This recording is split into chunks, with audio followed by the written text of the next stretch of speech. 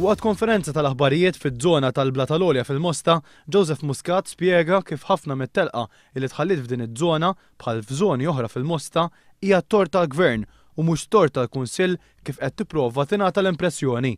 Dan għaliex ammont mit-toroq taż-żona jaqgħu direttament taħt il-Gvern li baqa' m'għamilhomx.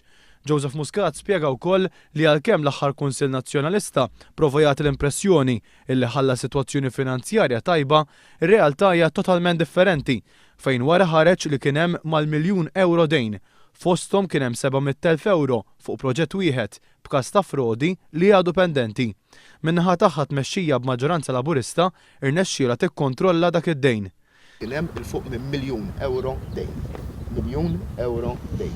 Matul din leġislatura minkejja n-nuqqasijiet kollha li nerġa' ngħid bla problema ta' xejn maħniex sodisfatti dwarhom.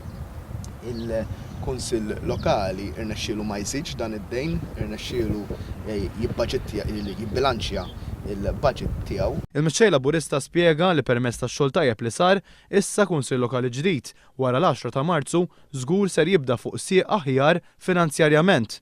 Joseph Muscat saħaq ukoll li b'differenza mill-Prim Ministru li qal li ser jgħin il-Kunsill tal-Mosta jekk ikollu maġġoranza nazzjonalista, Gvern ġdid jgħin lil din il-komunità dejjem irrilevanti minn min ikun qed imexxi l-Kunsill. Nieħdu deċiżjonijiet fir-rigward kif jivvutaw il-posti, imma fir-rigward tal-prijoritajiet nemmnu din iż-żona Gvern ġdid qed jagħtiha priorità sabiex jirranġa t-toroq li hawn fil-madwar li huma responsabilità tal-Gvern ċentrali. Il-kellim ewlieni Laburista tal-Gvern Lokali Stefan Bontempo qal li minkejja l-problemi kollha, il-Kunsill Lokali tal-Mosta ħa diversi inizjattivi li preżenti waqt it-tnedija tagħhom kien hemm membri tal-Gvern. Spjega wkoll kif il-Kunsill Lokali kiteb lid-Direttur tal-Gvern Lokali diversi drabi dwar proġetti ppjanati, iżda dan qatt ma wieġeb lura, ħlief biex jinforma lill-Kunsill b'avviż ta' xogħliment. Avviż li wassal biex il-Kunsill ikun esklus minn att ta' fondi għaskapitu ta' residenti Mostin.